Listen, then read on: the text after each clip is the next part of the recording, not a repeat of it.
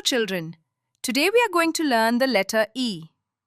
Let's look at the picture and learn the words that start with the letter E. E for ear, E for elephant, E for eagle, E for eggs, E for envelope. This is the letter E. Reading fun. Now let's read a short story together. Elephant's wise eyes and big ears saved eggs from the eagle. STEAM activities.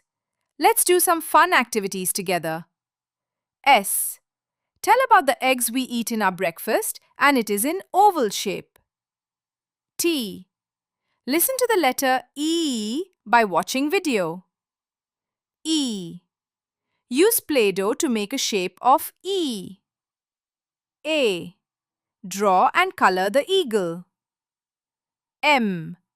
Count objects beginning with the sound E around you. Word building. Let's spell and read these words.